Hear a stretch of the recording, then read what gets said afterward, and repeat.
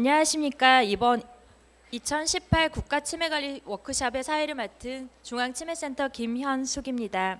올해 6회째 맞는 국가치매관리 워크숍은 한국의 치매관리 정책의 발전과 서비스 전달 체계 확립을 목적으로 보건복지부가 주최하고 중앙치매센터가 주관하는 치매 정책 토의의 장입니다. 바쁘신 가운데에서도 오늘 워크숍에 참석해 주신 내빈 여러분께 감사드리며 이 자리에 참석하신 내빈 몇 분을 소개해 드리겠습니다.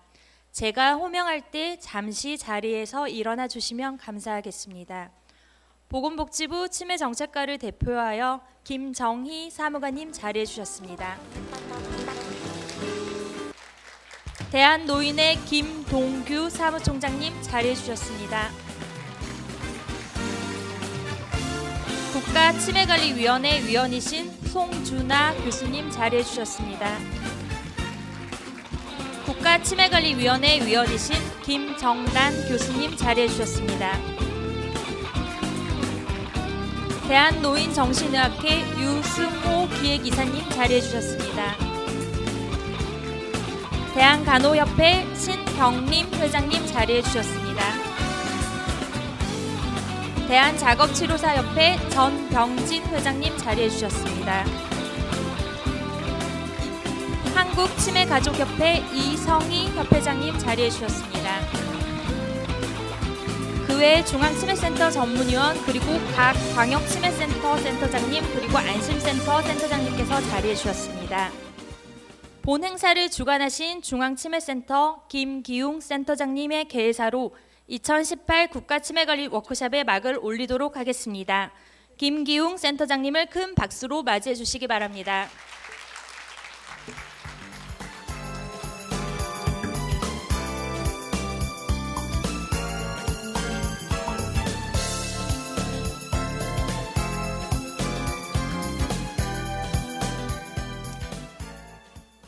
여러분 안녕하십니까?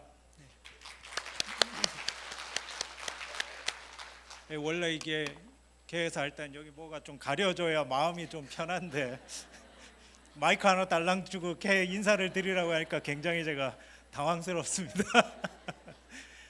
이게 사실 일기예보를 보고 오늘 날씨가 좀 풀린다고 해가지고 아침은 좀 따스하려니 이렇게 기대했는데 아직은 많이 춥더라고요. 이제 전국에서 이렇게 이른 시간에 움직이시느라 정말 많이들 그 추위에 떠셨을 것 같고 또 그럼에도 불구하고 다 같이 이 시간에 맞춰서 자리해 주신 여러분들께 감사를 드립니다. 오후가 되면 따뜻해진다고 하니까 아마 돌아가시는 길은 아침에 오시는 길보다는 오늘 하루도 보람 있으시게 될 거고 또 아마 길도 따뜻해서 좀 더 포근한 그 시간이 되지 않을까 생각합니다. 사실 우리 그 국가치매 관리 사업, 특히 이제 지금 집중적으로 추진하고 있는 치매 안심센터의 도입이라는 사업도 어쩌면 오늘 우리 날씨 같은 상황 아닌가 싶습니다. 현장에서 여러 가지 현실적인 어려움이 많이 있으실 텐데 그런 어려움 속에서도 어쨌든 가야 될 길이기 때문에 이 많은 분들이 같이 함께 고민하고 가고 있고요. 아직은 목표와 현실 사이의 갭이 많이 느껴져서 불편하시겠지만 또 여러분들의 노력과 뭐 이런 것들 때문에 조만간 머지않은 미래에는 또 풀리는 날씨처럼 우리 안심센터도 훨씬 운영하기도 쉽고 또 국민들한테 사랑받는 서비스 기관이 되지 않을까 그렇게 기대를 합니다. 오늘 모쪼록 이 심포지움이 국가치매관리 그리고 치매안심센터의 성공 전략을 같이 고민하고 모색하는 뜻깊은 시간이 되기를 바랍니다. 감사합니다.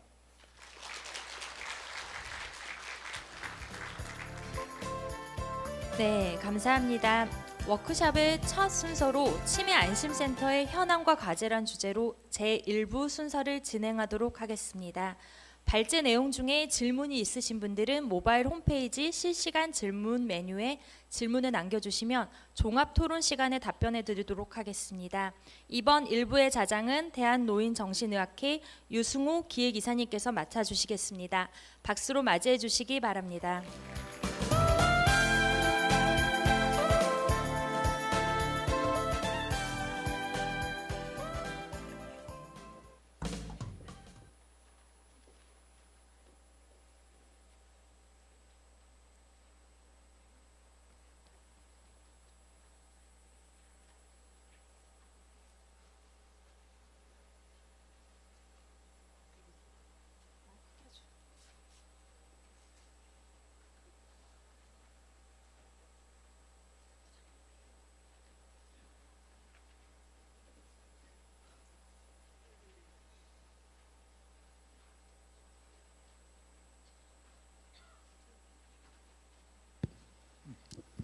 죄송합니다. 예, 안녕하십니까?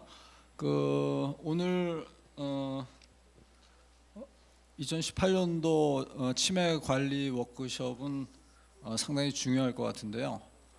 왜냐하면 이제 2018년도 저희가 본격적으로 일종의 조직화되고 체계화된 이 치매 관리 사업이 시작되는 해거든요. 그리고 이제 벌써 어느덧 1년이 지났고요.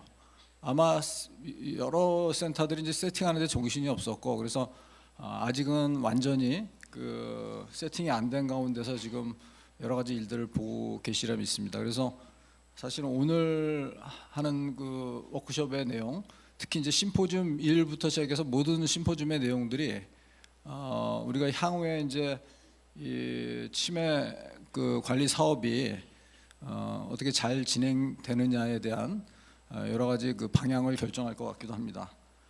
첫 번째 심포지움은 그 내용이 주로 이제 치매 안심센터에 대한 어떤 포괄적인 내용을 다루고 있는 것 같지만, 사실은 이제 그 중에서 성과지표나 그다음에 광역센터나 중앙치매센터와 이제 지역 안심센터와의 어떤 커뮤니케이션 등 아주 굉장히 중요한 내용을 다루고 있거든요. 그래서 오늘 그 내용을 잘 들으시고 또 발제를 한 다음에 아마 관련 분야의 전문가분들을 모시고 이 내용에 대해서 토론을 진행할 겁니다. 그럼 토론을 진행하는 것까지 여러분들이 잘 들으시고 이 심포지움 1에서 한 그 내용에 대해서 뭐 궁금한 점이나 또는 추가로 코멘트할 것이 있으면은 질문을 해주시면 됩니다. 질문은 아까 공지했다시피 모바일 앱을 통해서 미리 저희가 발제나 토론 도중에 여러분들이 궁금한 것을 올려주시면 그 중에서 저희가 선별해서 이 내용에 대한 답변 및 토론을 또 진행하도록 하겠습니다. 사실 이 시간이 좀 짧은 편이어서요. 아마도 토론이 좀 활발하게 진행되는 게 좋을 것 같은데, 그래서 이제 발제하시는 분들께 미리 부탁드리는 거는 가능한 한 이제 이 시간을 좀 줄여서요. 가능한 한 좀 빨리 끝내주시면 도움이 될 것 같습니다. 다음 발제는 주제는 치매 안심센터의 성과 관리가 되겠고요. 정윤경 중앙치매센터 교육평가부 성과관리 팀장이 발제를 해주시겠습니다. 네, 부탁드립니다.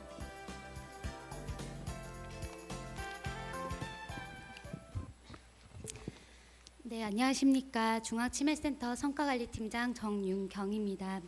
작년을 기점으로 전국에 256개의 치매 안심센터가 설치되고 운영되었는데요.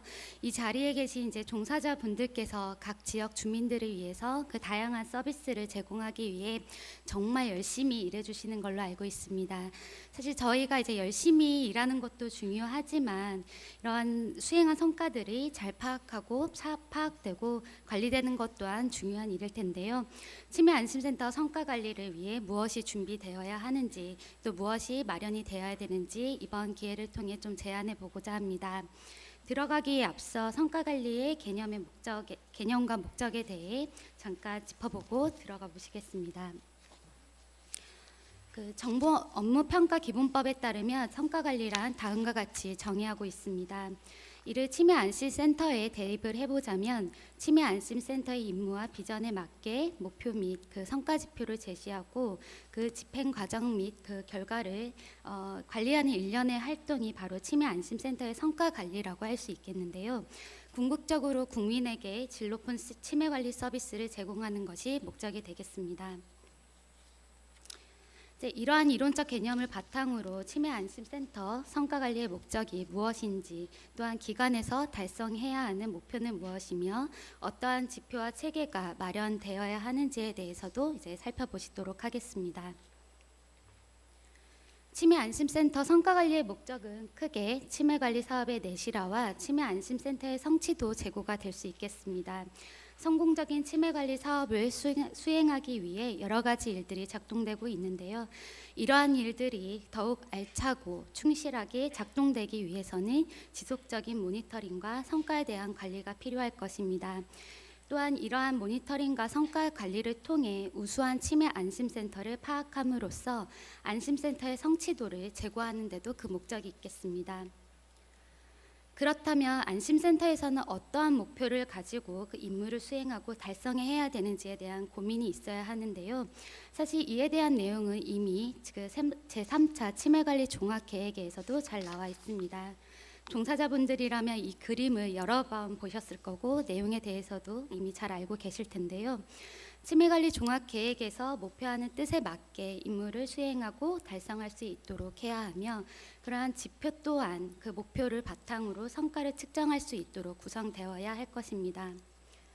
그러나 아직 이러한 목표를 측정할 수 있는 구체적인 평가 지표나 체계가 부재한 상태였기 때문에 올해 초부터 복지부 그 연구 용역을 통해 안심센터에 맞춘 지표와 체계를 개발하고자 하였습니다. 그 결과를 말씀드리기 전에 어떠한 과정으로 개발되었는지 간단히 말씀을 드리자면 국내 문헌 연구를 통해 지표와 체계의 개념을 정립하고 1차적으로 실무진 회의를 통해 지표를 개발하였습니다. 또한 개발된 지표의 타당성이나 그다음에 적용 가능성, 구성의 적절성 등을 확인하기 위해 전문가 피드백을 받아 수정 보완하도록 하였습니다. 그리고 이렇게 개발된 지표 기준에 따라 사업 실적 데이터를 실제 넣어봄으로써 산출이 가능한지를 파악하고 그런 산출 시기나 산출 기준을 수정해 나가는 파일럿 테스트도 실시를 하기도 하였습니다. 또한 우선 정식 개소한 21개소를 대상으로 예비 지표 기준에 따라 시범평가를 실시함으로써 지표를 심화 검증하기도 하였습니다.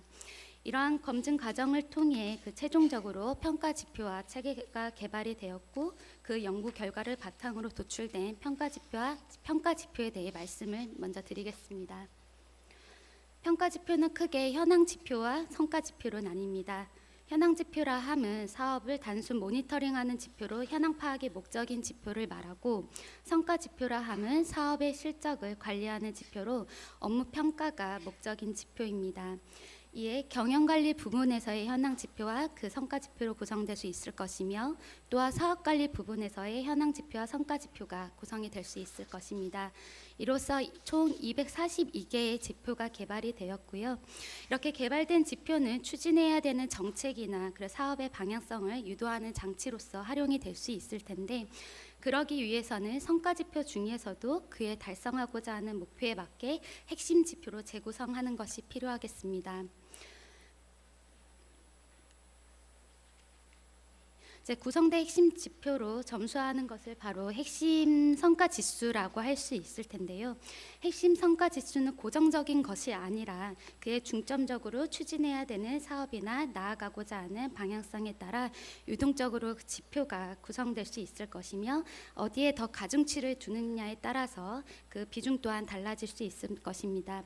실제로 핵심 성과 지수의 결과를 테스트해 보기 위해 98개의 성과 지표 중에 31개의 핵심 지표를 뽑아 그 경영관리 20점, 사업관리 80점 비중을 두고 시뮬레이션을 돌려봤는데요. 시범평가 대상이었던 21개의 센터를 대상으로 테스트를 해본 결과 다음과 같이 센터별로 총점과 순위를 계산을 할 수 있었습니다.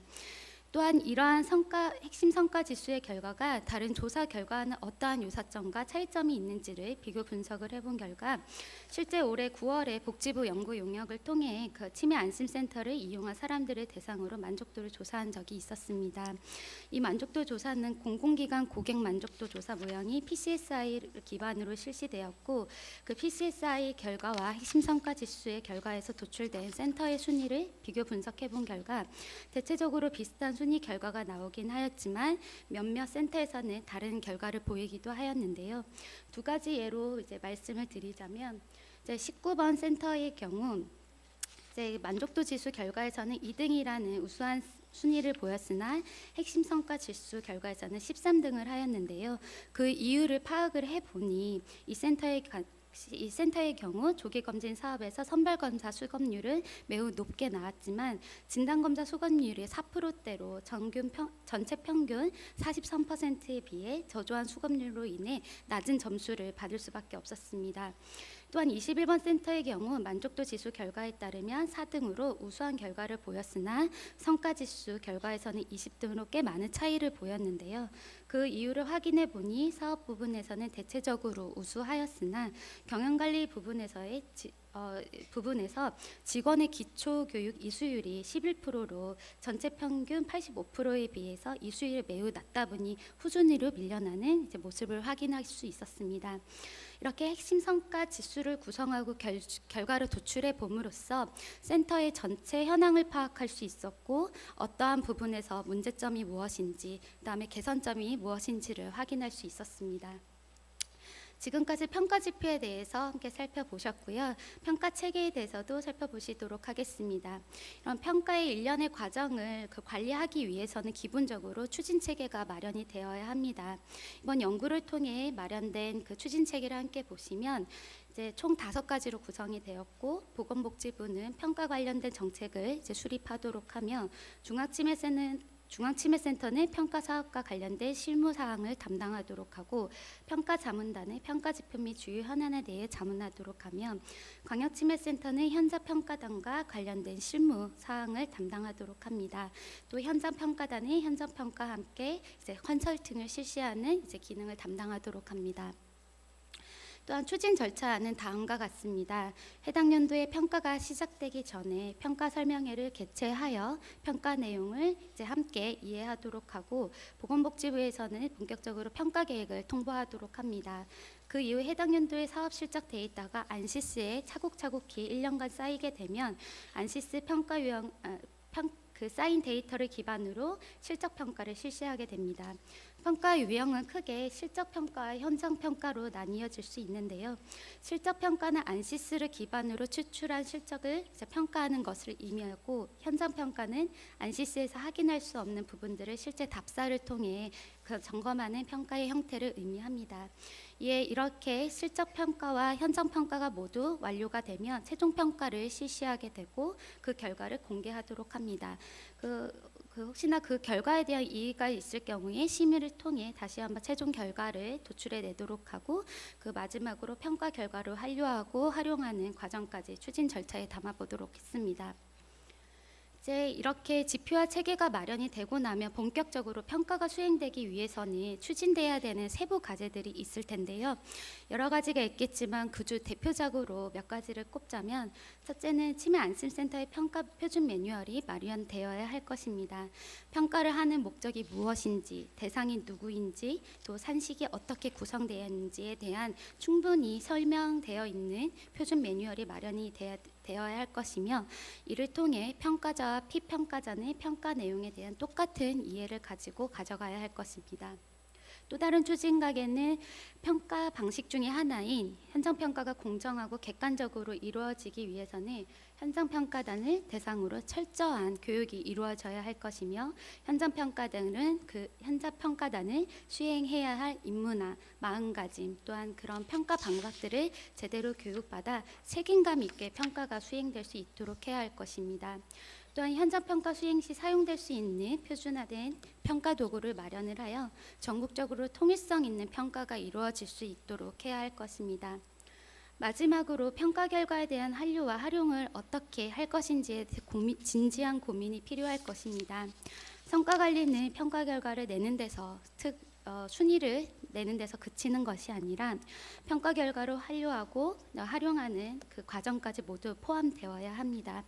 이에 평가자는 평가를 통해 도출된 결과를 가지고 명확하고 구체적인 피드백을 피평가자에게 전달하도록 해야 할 것이며 피평가자는 어떠한 점이 문제이고 개선점이 무엇인지 그 방법에 대해서 고민하고 문제를 해결하기 위해 실제 액션까지 취하여 센터 운영 및 사업의 질을 높여 나가도록 해야 할 것입니다.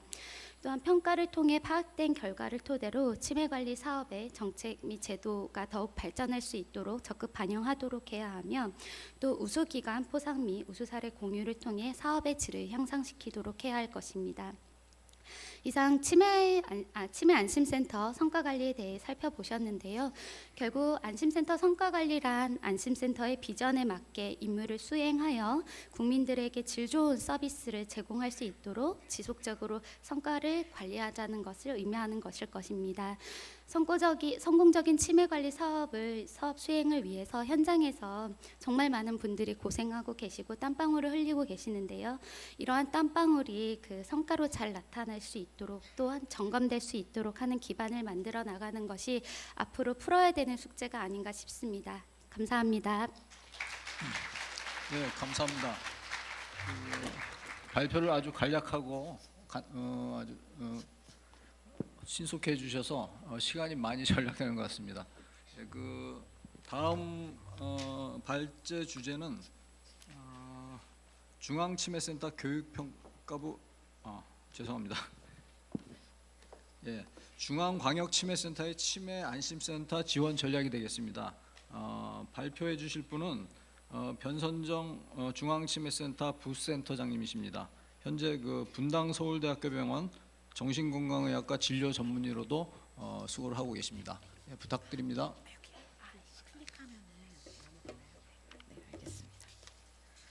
안녕하십니까. 저는 중앙치매센터 부센터장 변선정입니다. 감사합니다. 저는 지금부터 중앙광역치매센터가 치매안심센터를 어떻게 지원해야 할 것인지, 할 수 있을 것인지에 대한 내용에 대해 발표하도록 하겠습니다.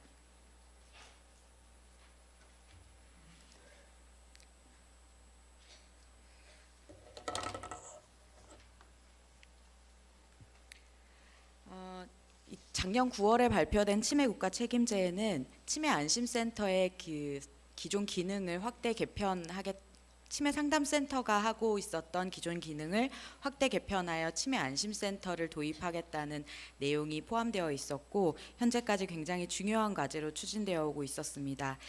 치매 안심센터가 전국에 256개 설치됨으로써 중앙치매센터 그리고 광역치매센터, 치매 안심센터로 이어지는 우리나라 그 치매 관리망이 완성되었습니다. 지금 여기 보이는 화면이 지금 검은색 선으로 나오고 있는데요. 잠시만 기다려 주시면 확인하도록 하겠습니다.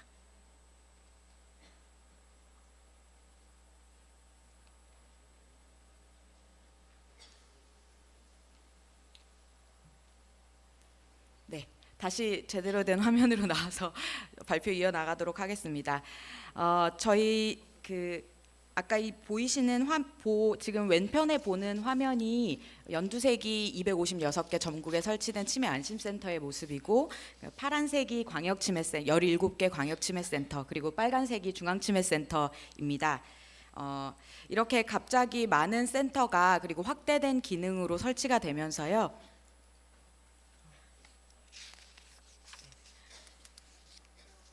잠시만요.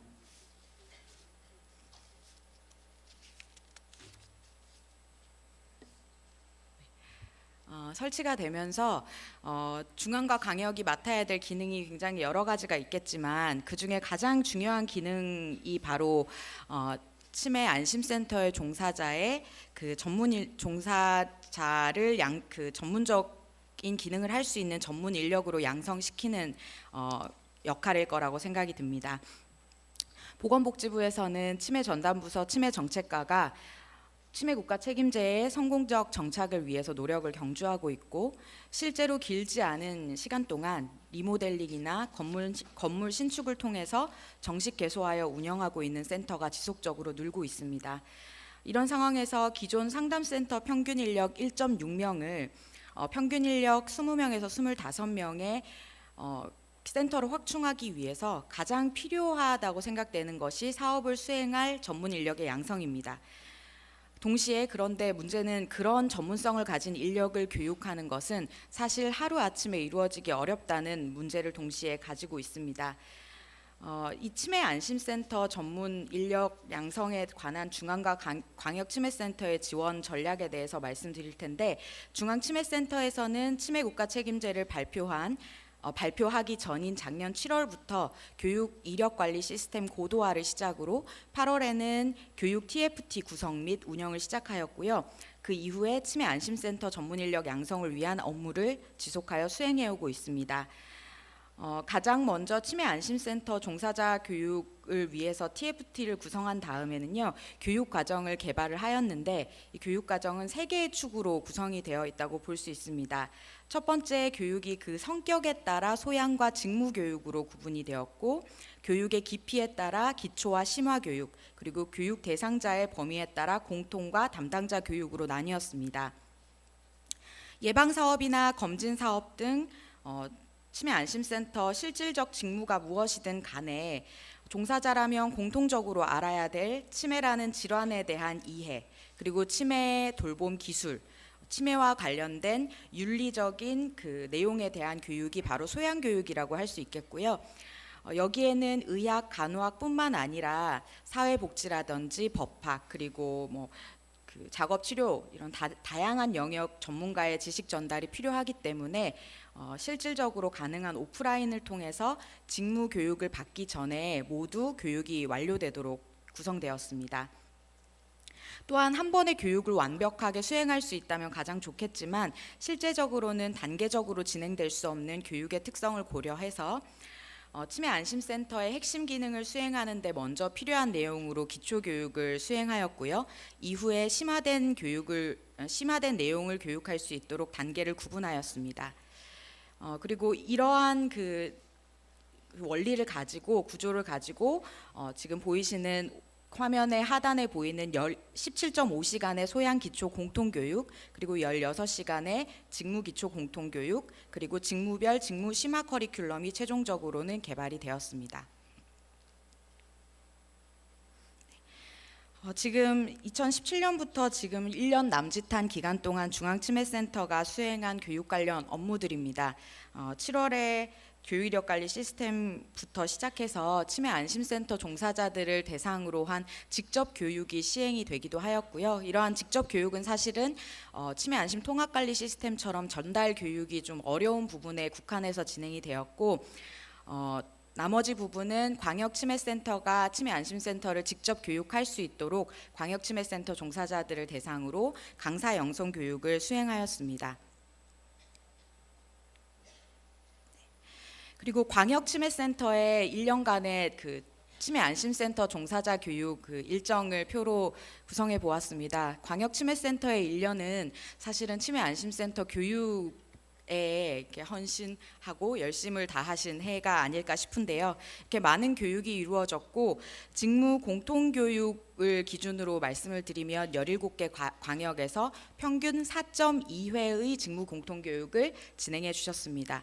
그리고 직무 심화 교육도 각각의 주제에 따라 다르긴 하지만 평균적으로 1회에서 3회까지 다양하게 그 교육 기회를 제공하기 위해서 노력을 했습니다.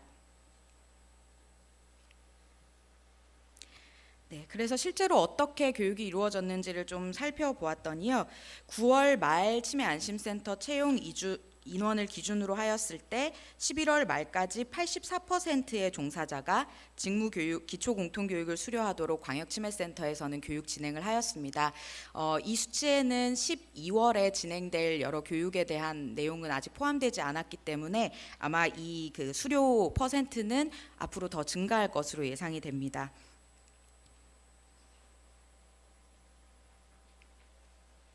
그리고 중앙치매센터에서는 교육 수행뿐만 아니라, 그리고 교육 과정의 이제 개발뿐만 아니라 교육 이력 관리를 하고 있는데요.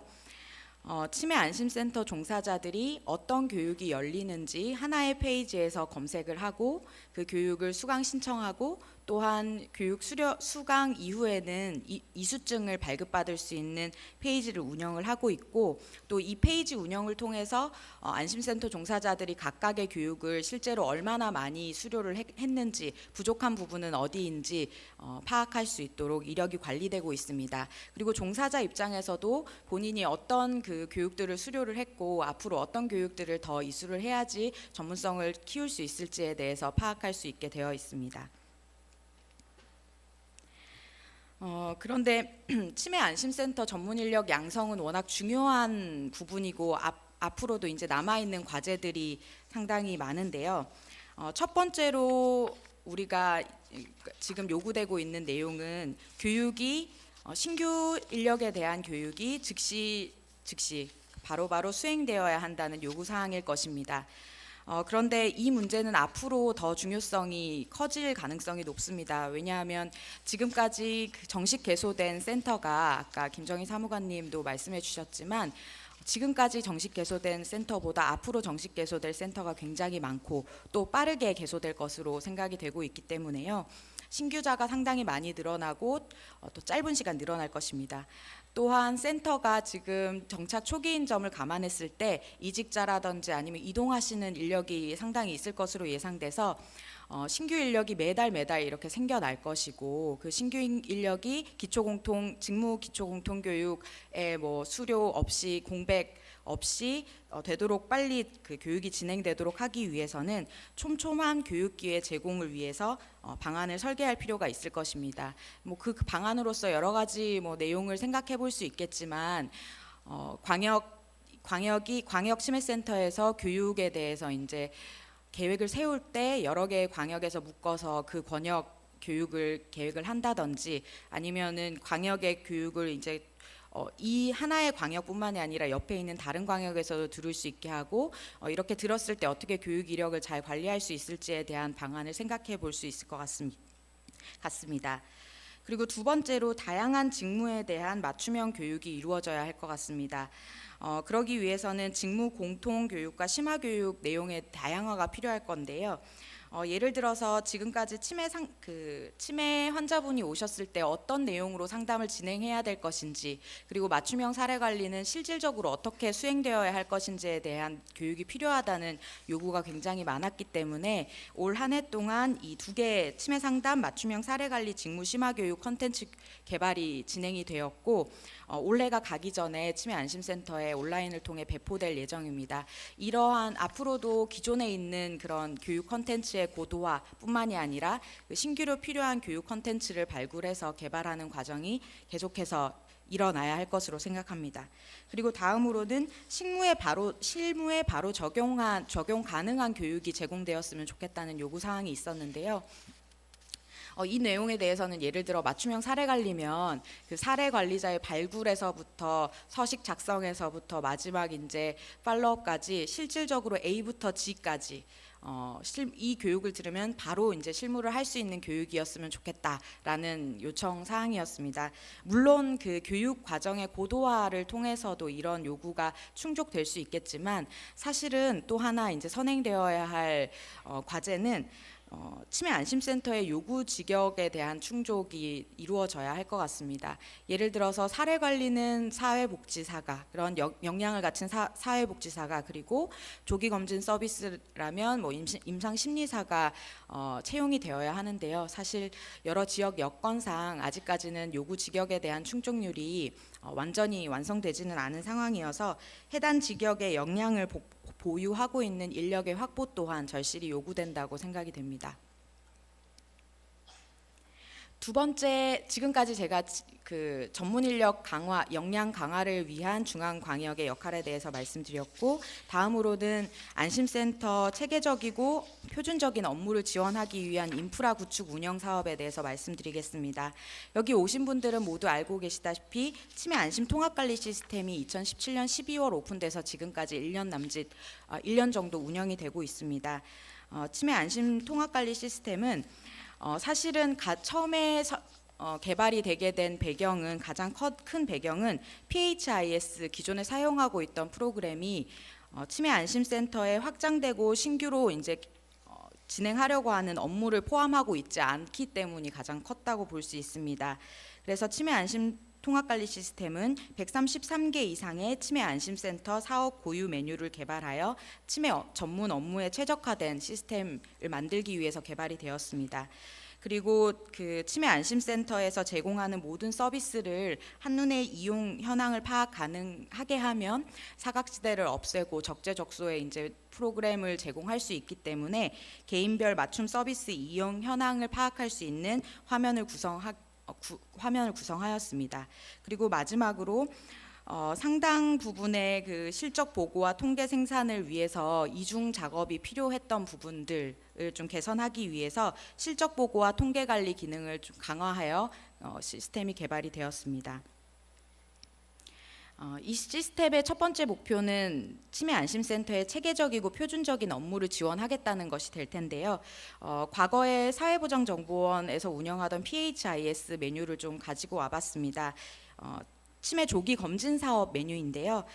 가운데 보시면 검사 구분이 선별검사, 진단검사, 간별검사 이렇게 가운데 위에 표시가 되고 있고, 그리고 각각의 그 화면에서 어떤 사람들이 이런 서비스를 이용했고, 그리고 이 서비스 결과가 몇 점이었는지 실적 관리를 위한 페이지로 구성이 되어 있었습니다. 이 기능에 사실은 굉장히 주안점을 두고 있었습니다. 그런데 현재 치매 안심센터에서 사용하고 있는 치매 안심 통합관리 시스템에서는 사업 실적 관리뿐만 아니라 그 대상자가 어떤 서비스를 받고 있는지를 파악함으로써 실제로 종사자가 더 적절한 서비스를 대상자에게 지원 가능하도록 화면이 꾸려져 있습니다. 치매 조기 검진 사업 내역을 오른쪽 위에서 확인하실 수가 있는데요. 선별검사에서부터 진단검사 1, 2단계를 거쳐서 간별검사에 이르기까지 어떤 점수를 받아서 어떤 타임 스케줄로 진행되고 있는지를 파악하실 수가 있고, 또 치매 안심센터에서 제공하고 있는 여러 서비스 현황도 보실 수가 있습니다. 그리고 이 시스템의 두 번째 목표는 치매 환자와 가족을 위한 치매 안심센터의 성과를 모니터링하고 평가하기 쉽게 하는데 또 그 역할이 있다고 볼 수가 있겠는데요. 기존의 치매 상담센터에서는 실적 보고를 위해서 각 지자체가 실적을 이제 보고를 하면 취합한 다음에 그 광역지자체에서 취합하고 보건복지부로 보고하고 다시 엑셀 형태로 전국 실적을 하는 그런 과정을 거쳐서 실적 보고가 이루어졌습니다. 이런 단계를 거치다 보니까 각 단계별 행정력이 투입될 수밖에 없었고, 저희도 사실은 여러 번 이렇게 이중적으로 업무를 해야 될 일들을 많이 경험을 하고 있기 때문에 이러한 일들이 얼마나 어려운지 알고 있습니다.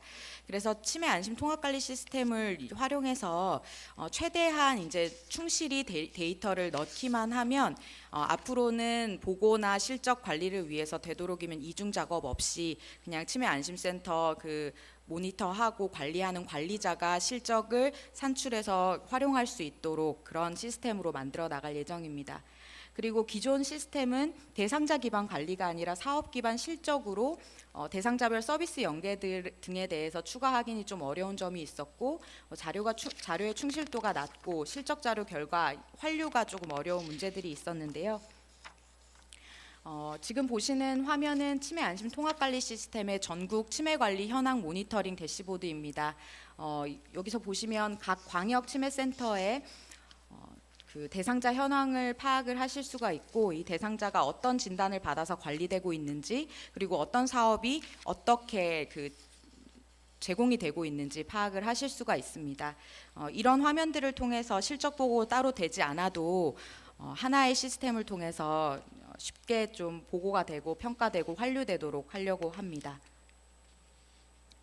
그리고 2019년에는 치매 안심 통합관리 시스템의 고도화가 예정되어 있습니다. 지금까지 치매 안심센터와 광역 치매센터에서 여러 가지 시스템 요구 사항들을 Q&A 게시판이나 아니면 전화를 통해서 요청을 해주셨습니다. 치매 안심 통합관리 시스템 그 게시물 Q&A 게시판 게시물이 1000건을 넘어서서 1080건을 분석하였을 때 한 54% 정도가 기능 요청에 대한 내용이었는데요. 그 중에서 굉장히 많았던 내용이 엑셀 파일이 좀 추출이 돼서 내가 실제로 서비스 제공하고 있는 사람에 대한 명단이 파악됐으면 좋겠다라든지, 아니면은 첨부 파일이 좀 업로드 되었으면 좋겠다, 전자동의서가 만들어져서 동의서의 기본 정보를 다시 다 적을 필요가 없었으면 좋겠다, 이런 실무적인 내용을 좀 시간을 단축하고 쉽게 진행할 수 있도록 도와드리는 내용들이 요구가 많았습니다.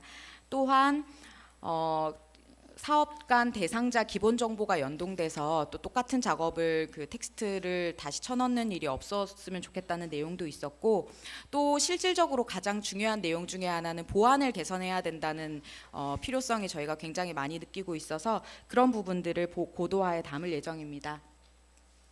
그래서 먼저 하드웨어적으로는 파일 서버, 그리고 그 가상 그 네트워크를 확충하기 위한 그 VPN 서버를 통해서 보안을 강화할 예정이고 각 서버의 모니터링 서버를 따로 둠으로써 신규 서버를 도입해서 치매 안심 통합 관리 시스템의 안정적인 그리고 보안을 강화한 그런 운영이 가능하도록 할 예정입니다.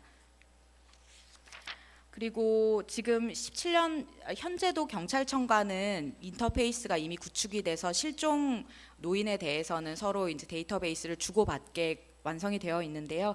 2019년에는 행정안전부의 지자체 합동평가를 위해서 이런 실적을 각각의 치매 안심센터에서 다 제출할 필요가 없이 치매 안심 통합관리 시스템과의 연계를 통해서 합동평가가 이루어지도록 하려고 합니다. 그리고 차후에는 행정안전부의 사망 통계 자료 등을 활용해서 실제로는 사망한 대상자가 치매 안심센터에 계속해서 등록돼서 관리되고 허수가 발생하지 않도록 하는 내용도 필요할 것이고요. 또한 심사평가원이라든지 국민건강보험공단과의 자료 연계를 통해서 이분이 어떤 장기요양 서비스를 받고 있는지, 의료 서비스나 뭐 어떤 약물을 드시고 있는지 파악이 가능하다면 아마도 더욱 이렇게 체계적인 서비스 제공이 가능하지 않을까 합니다. 그런데 이런 내용들이 실제로 이루어지기 위해서는 부처 간 협력뿐만 아니라 법이나 법령 수준의 개정도 필요할 수 있어서 이런 부분은 그 주무부서와의 긴밀한 그 논의가 계속해서 진행되어야 할 것 같습니다. 다음으로 중앙치매센터에서는 그 치매 안심센터에서 실제로 활용할 수 있는 프로그램과 지침을 개발해서 보급하고 있습니다. 실태조사라든지 치매 안심센터에서 활용 가능한 통계를 제공하기도 하고요. 정책 분석과 개발을 하고 있습니다. 그리고 치매 상담 콜센터에서는 하나로 서비스, 정책 제안, 그리고 헤아림 강사 지원을 통한 치매 안심센터 지원을 하고 있고, 이번에 PCSI를 이용한 치매 안심센터 이용자 만족도 조사도 약 3,000에서 4,000명 샘플링을 통해서 굉장히 큰 규모로 진행이 되었습니다.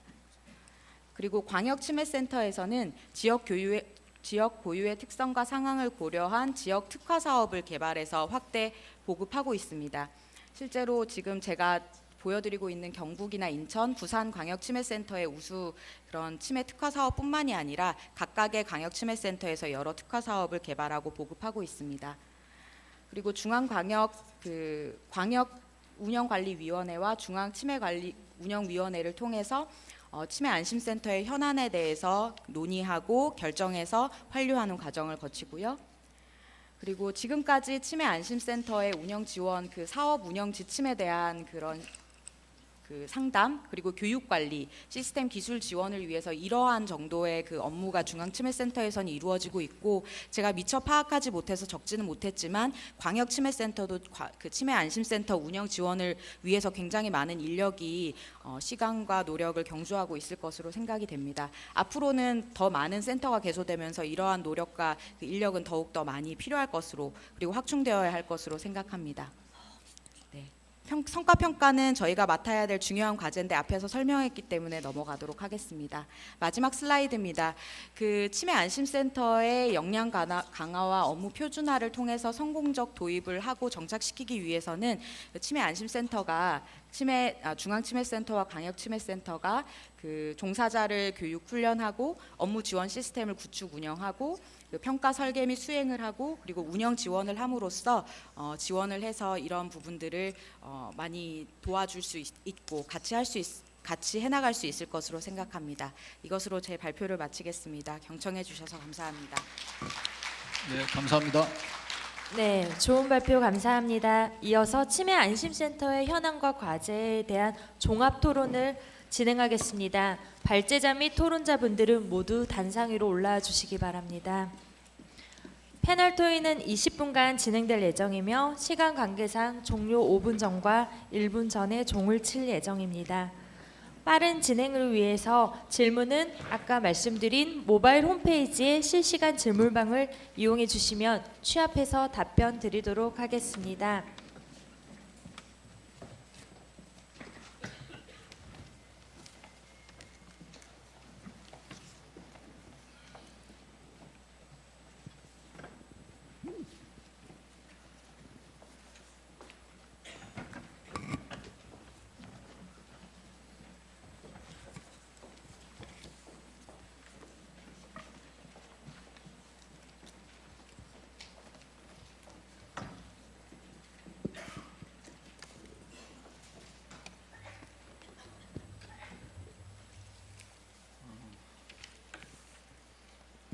심포지움 원의 토론을 진행하겠습니다.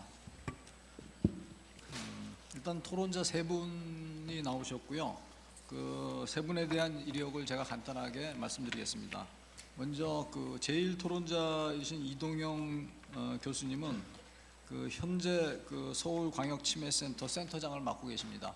2006년부터 맡으셨으니까 지금 10년 넘게 계속 서울시 광역센터를 책임지고 계신 분이고요.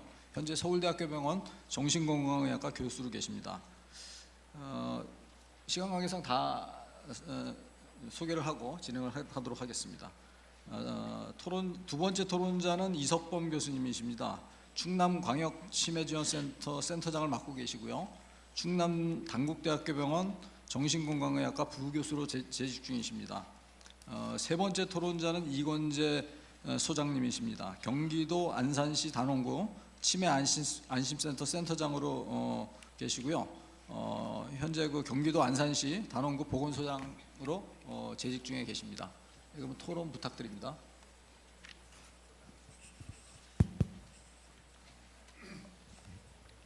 네, 안녕하십니까. 첫 번째 토론을 맡은 서울시광역치매센터 이동영입니다. 주어진 토론 시간이 굉장히 짧기 때문에 제가 핵심적인 그 한 두 가지만 말씀드리고 제 토론을 마무리하겠습니다.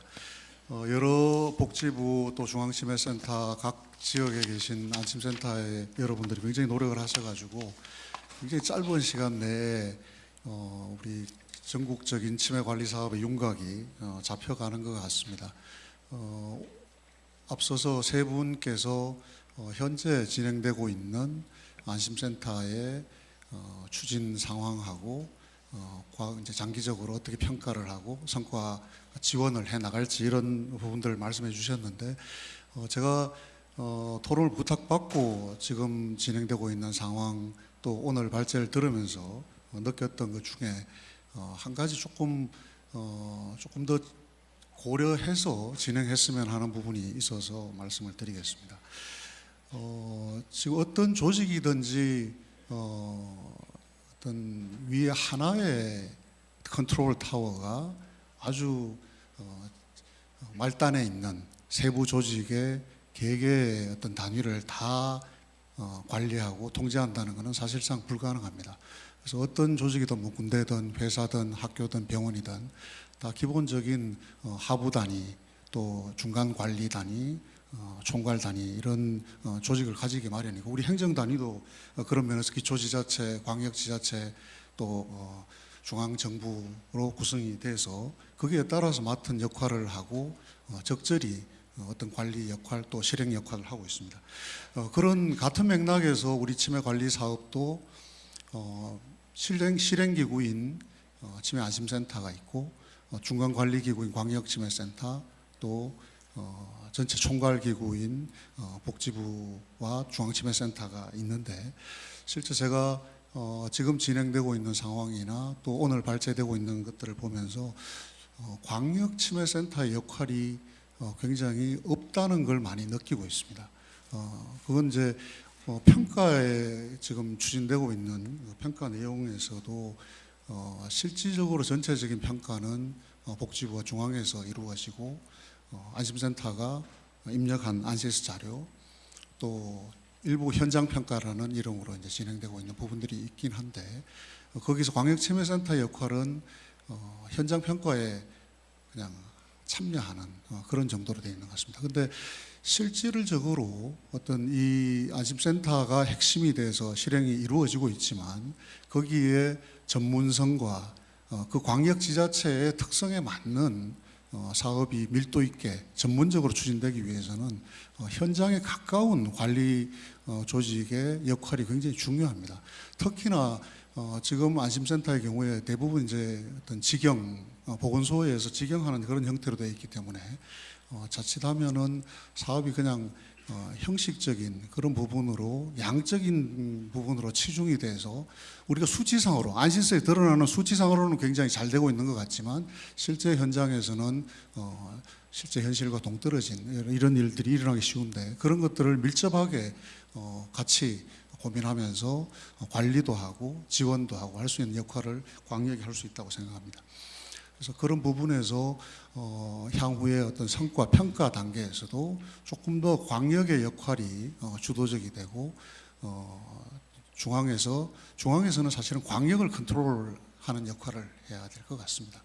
그래서 광역에서 지역에 있는 안심센터를 평가하는 데 핵심적인 역할을 하고 중앙은 광역을 평가하는 이런 단계의 좀 체계가 조직적인 체계가 확립이 잘 돼야지 장기적으로 이 사업이 양적으로뿐만 아니라 질적으로 성공할 수 있다고 생각합니다. 그다음에 이제 지역적인 얘기를 한 가지만 더 드리면 제가 오늘 그 성과 평가 항목 뭐 자세히 하나하나 다 오늘 이 자리에서 공개되지는 않았지만 전체적으로 242개 정도의 성과 지표가 있고 제가 또 이 개발을 하는 중간 과정에서 자문을 요청받아서 실제 그 디테일한 내용들을 한번 들여다볼 기회가 있었는데 너무 세분화돼 있고 복잡하다는 인상이었습니다. 무슨 얘기냐면 평가를 하는 중요한 이유가 컨트롤 타워에서 이게 얼마나 디테일한 영역까지 이런 식으로 진행되고 있구나 하는 걸 파악하는 것도 중요하지만 가장 중요한 것은 실행 단위에 있는 어떤 사람들이 또는 조직이 우리가 어떤 방향으로 뭐에 방점을 찍고서 움직여야 되는구나 하는 걸 알려주는 게 평가에서 무엇보다 중요하다고 생각합니다.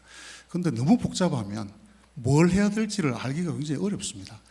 이것도 충족해야 되고 저것도 충족해야 되고 디테일에 너무 매달리기 때문에 큰 흐름을 놓치기가 쉬울 것 같아서 조금 더 좀 직관적으로 이해 가능한 그런 지표들로 조금 축약해 주셨으면 하는 그런 바람입니다. 예, 뭐 제가 두 가지 약간 비판적인 말씀을 드렸습니다만 사실은 너무 많은 분들이 고생하시고 전체적인 흐름이 뭐 잘못됐다고는 전혀 생각하지 않습니다. 그래서 조금 말씀드린 걸 좀 한 번 더 짚어주시면 감사하겠습니다. 네.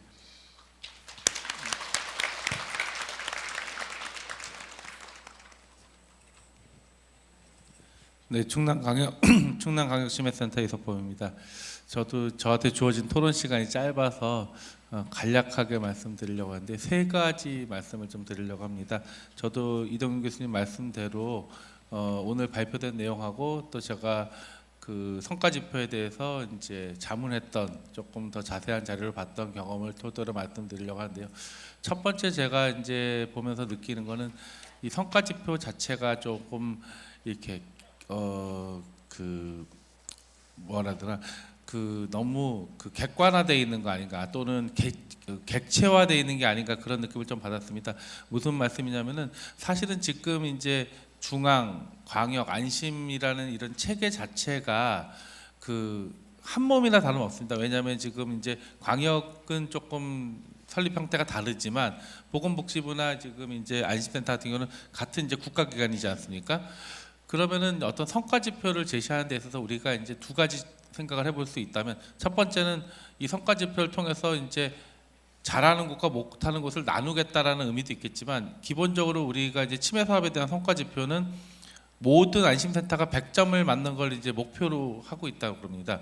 할 수 있다고 이렇게 볼 수 있을 겁니다. 그러면은 100점을 만드는 그 수단이 과연 성과 지표인지에 대한 고민을 좀 해볼 필요가 있습니다. 예를 들면 지금 한 몸이라고 제가 말씀드렸고 지금 안심센터 설치 과정에서도 문제가 있으면 보건복지부에서 실질적으로 그 보건소를 방문해가지고 해결을 보고 지금 그렇게 실시간으로 우리들이 만나고 있거든요. 그러면 이 어떤 뭐 예를 들면은 사례 관리라든가 이런 것들이 어떤 특정 보건소가 사례 관리 실적이 떨어질 때 1년을 기다려서 당신들의 성과 실적은 뭐 60점입니다라고 얘기하는 것이 우리가 원하는 목표에 도달하는 방법인지 아니면은 실시간으로 센터장님 그러니까 보건소장님들한테 현재 상황을 뭐 매달 또는 매주 알려드리고 또는 필요하면 전화드려서 지금 전국 꼴찌로 가고 계시는데 보건소장님 어떻게 하시겠습니까? 여쭤봐서 그 다음 달에 열심히 하도록 만드는 것이 우리가 원하는 목표에 이르게 하는 건지에 대해서는 조금 고민해 볼 필요가 있다는 생각이 좀 듭니다.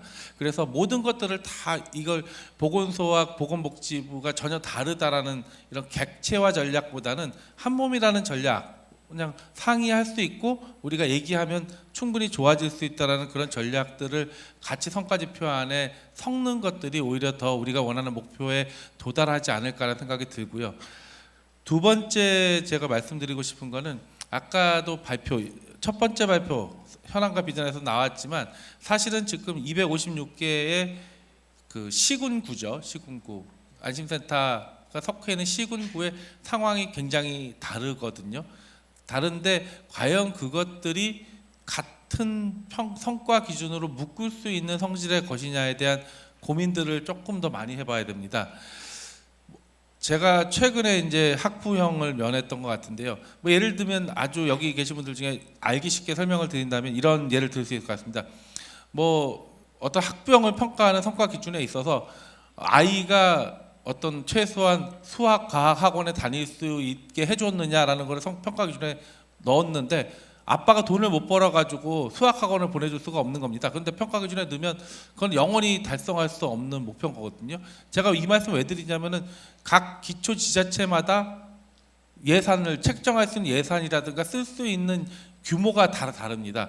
이 대도시나 아니면 지방에 있는 소도시들이 전혀 다른 예산 기준을 갖고 있는데 실질적으로 평가 기준 안에서 예산을 사용해야지만 그 해결할 수 있는 성과 기준이 있다면 그건 이제 사실은 그 성과를 높이도록 독려하는 수단이 아니라 이게 좌절을 주는 수단이밖에 되지 않거든요. 그래서 사실은 256개라는 그 시군구 안심센터라는 게 저는 그렇게 많은 수라고 생각하지 않기 때문에 조금 더 성과 기준이 한 10년 정도의 목표를 갖고 있다면은 조금 더 각각의 안심센터 고유의 특성, 그러니까 쉽게 말하면 256개의 기초 지자체의 특성에 맞는 개별화된 목표를 제공하는 것들이 훨씬 더 우리가 원하는 성과 목표를 제공할 수 있고 256개의 개별 목표들을 성과 지표를 만들어내는 것들이 그렇게 어렵거나 많은 비용이 드는 건 아닐 거라는 생각이 듭니다. 그래서 그렇게 해야 우리가 원래 애초에 목표했던 목표에 도달할 수 있을 거라는 생각이 듭니다.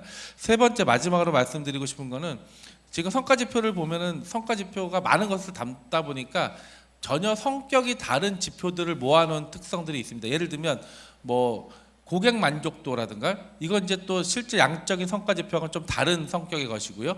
그 다음에 심지어는 그 안심센터 직원들의 처우나 그 직장에서의 만족도가 어느 정도이냐까지도 이제 성과 지표에서 담고 있거든요. 근데 결국은 이제 우리가 이 성과 지표에서 아까도 말씀드렸듯이 목표로 하는 것들은 그 결국 우리가 원하는 이상적인 것에 도달하고자 하는 건데 거꾸로 생각해 보면 이게 200개 이상의 성과 지표를 모두 다 묶는다 그러면 직원의 처우 문제가 중요했을 때 안심센터 직원의 처우 문제가 중요했을 때 안심센터 직원의 처우 문제는 256개 중에 한 개로 사실은 관심 밖으로 밀어날 가능성도 있거든요. 왜냐하면 묻혀버리니까 전체 점수에서. 그래서 사실은 이것들을 꼭 하나의 성과 지표로 담아야 될지에 대한 조금 저는 고민을 해봐야 필요가 있다고 생각합니다. 예를 들면은 우리가 실적과 관련된 거는 성과 지표로 담고 직원들의 처우나 안심센터의 운영과 관련된 거는 별도의 평가 시스템을 통해서 하고 그거는 뭐 예를 들면 점수하기보다는 이상적인 것에 가까운 거니까 뭐 예를 들면 우수 운영 센터에 대해서는 뭐 상을 준다든가 아니면 아주 너무 직원에 대한 처우나 운영이 나쁜 그런 그 안심센터에 대해서는 뭐 벌을 줄 수는 없겠지만 뭐 리스트를 공개한다라든가 뭐 이런 여러 가지 정책적 수단 다른 정책적 수단들을 쓸 수 있지 않을까 싶고요. 그래서 한 지금 200개 넘는 성과 지표들을 그렇게 조금 분류별로 해서 3개 정도의 다른 수단으로 제공하면 어떨까 그런 생각들을 좀 해봤습니다. 마치겠습니다. 네, 오늘 단원 치매 안심센터장입니다. 저는 지금 치매 안심센터 운영 실태에 대해서 좀 말씀드리겠습니다. 현재 우리 단원 치매센터는 2018년 3월에 조기 개소했습니다. 신속히 개소했습니다. 전국에서 5번째로 개설했는데 그렇게 할 수 있는 원동력은 그래도 국비가 예산 확보의 용이성이었고 두 번째는 저희들이 이제 2017년부터 이미 치매 안심 치매 사업 지원단을 운영했었고 또 2017년도에는 또 경기도 가족사랑 이음센터를 운영하면서 거기 이미 우리는 인재활 프로그램을 운영했던 상황이었습니다. 그래서 그런 사항을 토대로 해서 어차피 치매 안심센터가 운영되면서 일몰 사업이 됐지만 거기엔 우수 인력들을 저희들이 확보할 수 있었고 특히 이제 저희 보건소가 작년 17년 9월에 신축 청사로 이전하면서 또 새로운 신축 쾌적한 어떤 치매 안심센터를 설치가 가능했기 때문에 현재는 아주 쾌적한 또 수요자 중심의 가족 카페라든가 수요자 중심의 어떤 센터를 운영하는 160평 규모로 지금 운영하고 있습니다. 그것도 그 아울러서 바로 신속하게 전문성을 확보하기 위해서 전문 팀을 신설해서 지금 지금 전문 요원들 12명 공무직으로 확보했고요. 또 정규 직원들 이제 3명에서 15명이 지금 운영되고 있습니다. 현재는 그래서 경험이 풍부한 어떤 그런 우리 요원들과 같이 현재 안심센터를 정상적으로 아주 잘 운영되고 있습니다.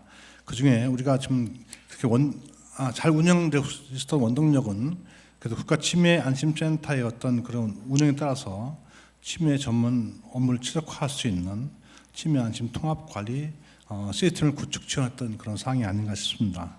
기본 컨셉으로서는 저희들은 수요자 중심이긴 하지만 가족 부담, 부양, 경감을 위해서 가족 카페를 더 아주 쾌적하게 운영했고 현재는 운영 중인 가족들이 상당히 만족도를 보이고 있습니다. 그래서 현재 그 가족들을 쉼터 지금 프로그램 운영하는데 38명을 6개월, 3개월, 6개월 프로그램 38명을 졸업했는데 확실히 쉼터 운영 이후에 가족들의 어떤 그런 리퀘스트를 보면 쉼터를 이용 후에 반드시 두드러지게 인지력이 상당히 좋아졌다라는 생각 얘기를 하고 있습니다. 그래서 저희들 안산뿐만 아니고 일단 그렇게 쉼터를 운영하고 가족 안심센터를 운영하면서 문제는 뭐냐면 그래서 현재 저희들이 가장 문제점 생각하는 것은 이제 치매 인지 재활 지금 장기 요양 등급이 신설되면서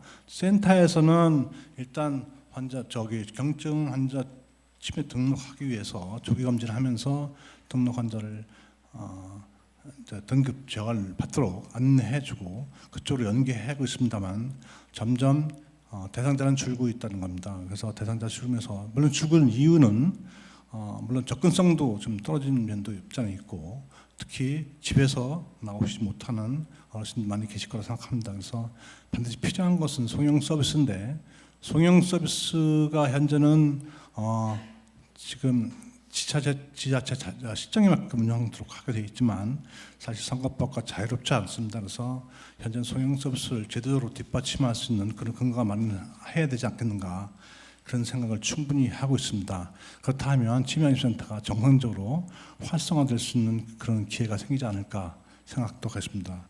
그래서 현재 최근에 저희들이 이제 새로운 프로젝트를 하나 하고 있는 사항은 지금 이제 SBS TV 기획 프로그램을 지금 운영하고 있습니다. 그래서 그런 프로그램은 뭐냐면 현재 치매를 가속화시키는 요인은 사회적 고립과 운동 부족이라 합니다. 그래서 운동 재활, 스포츠 재활을 통해서 이제 치매 재활을 하는 그런 프로젝트를 운영하고 있습니다. 그래서 인지 재활을 해서 하는 프로젝트를 하는데 이건 SBS와 같이 기획 보도를 같이 할 수 있는 기회가 생겨서 앞으로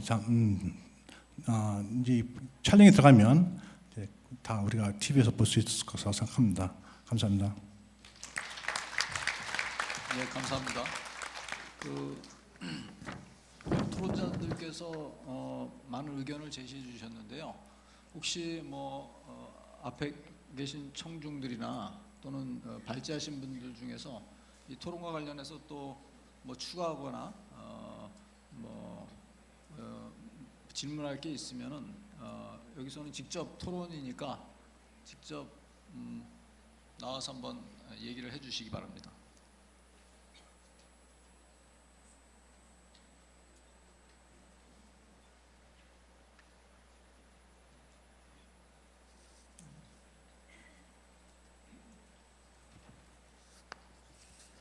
발제자분들 중에서는 특별히 얘기할 게 없습니까? 지금 뒤에는 이제 질문이 들어온 것 같은데요. 일단 토론은 마무리하겠습니다. 정리하면은 결국은 저희가 그 전문 교육하고 그다음에 이제 그 성과 지표인데요. 정말 굉장히 중요한 거라고 저도 이제 10년 넘게 그 지역사회 치매 사업을 하면서 항상 느낀 건데요.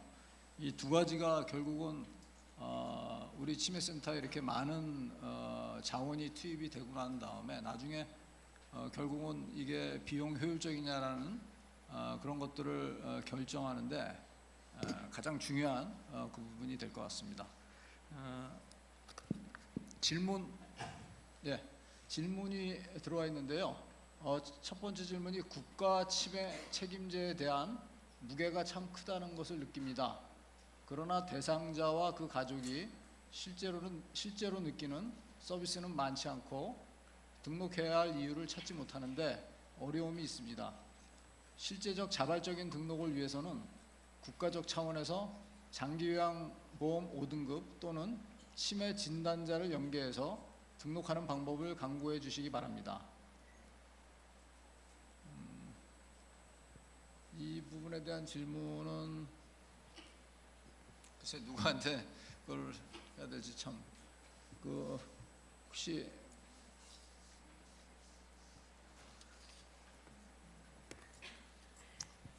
김정희 사무관님께서 간단하게 얘기를. 네, 장교양 5등급 받으신 분하고 받으신 분이나 치매로 진단받으신 분을 연계해서 등록하는 방법이 구체적으로 이제 어떤 것을 말씀하시는지 제가 아마 이제 장교양 등급을 받으면 그 사람들이 치매 안심센터에 등록을 할 수 있게 해서 바로 서비스 같은 거 받을 수 있도록 좀 연계해달라 그런 말씀으로 생각이 되는데요. 일단 지금 장기요양 그 등급을 치매 안심센터에서도 그 신청할 수 있도록 하는 그런 법안이 발의되어 있는 걸로 알고 있습니다. 그래서 꼭 법안 아니더라도 치매 안심센터에서 장기요양에 대한 정보를 좀 많이 가지고 등급이나 등급 안내나 또 필요한 그 기관 연계를 할 수 있도록 그런 치매 안심센터 역할에 대해서 조금 고민해 보도록 하겠습니다. 네, 제가 조금 더 보완하고 또 김정희 사무관님 하신 말씀을 또 좀 더 설명드리고 싶은데요. 일단은 제가 질문을 제대로 이해한 건지는 모르겠지만 장기요양보험에서 5등급을 받은 사람 그리고 그 다음에 뭐 심평원 자료를 통해서 치매 진단이 된 사람들은 자동적으로 이제 치매 안심센터에 등록 관리될 수 있도록 좀 연계해 달라 이런 뜻의 질문이 맞다고 지금 이렇게 해주셨는데 네 그러면은 거기에 대해서는 한 가지 이제 가장 중요한 문제가 있는데 이게 뭐냐면 우리가 어떤 서비스에 등록할 때는 그러니까 서비스 제공자의 입장에서 실제로 좋은 서비스를 주는 거니까 그분한테 혜택이 돌아가는 거니까 당연히 이제 여러 국가 서비스의 여러 가지 데이터베이스를 이용해서 등록하면 좋겠다고 우리는 생각할 수 있지만 사실 등록하는 대상자 입장에서는 내가 장기요양 등급을 받았다는 것만으로 치매 안심센터에 등록 관리되고 싶다는 것을 동의한 것은 아니거든요. 내가 치매 안심센터 서비스는 이용하지 않고 싶을 수도 있잖아요. 그럴 가능성이 높진 않겠지만 그렇기 때문에 그 장기요양 등급자 치매 진단자가 자동적으로 연계되는 것은 일단 첫 번째 그런 이유 때문에 좀 어려울 수 있고 두 번째로는 이제 법적인 제약 사항으로도 우리가 그 개인정보 제공이나 그러니까 연계를 위해서는 개인정보 제공이 가능해야 되는데 시스템 간 그렇게 하기 위해서는 이용 목적에 맞게 내가 이 서비스에 내 어떤 개인정보를 제공하겠다는 동의가 확보되어 있어야지만 제공이 가능하거든요. 그런데 장기요양보험 등급 신청하면서 내가 안심센터에 이런 정보 제공하겠습니다. 이런 동의서가 미리 확보되어 있지 않다면 이거를 가지고 올 수 있는 방법은 현재는 없기 때문에 그런 제외 그런 문구 그런 것들이 법령을 통해서 보완이 되어야 한다면 그거는 그런 절차들을 거쳐야지만 또 될 수 있는 절차상의 문제가 있기도 합니다. 지금 질문에 대한 그 답변은 충분히 된 것 같습니다. 다음 질문 들어가겠습니다. 시간 관계상 한 가지 질문만 더 저희가 토론을 하고 끝내겠습니다. 상대 평가가 아닌 절대 평가라고는 하지만 센터들을 줄을 세우는 모습 때문에 질적보다는 양적인 상과에만 치중되고 있습니다. 지자체 합동 평가만 보더라도 그렇습니다. 1등부터 꼴등까지 줄을 세우면 사업이 잘 이루어질 거라는 생각은 매우 아니합니다.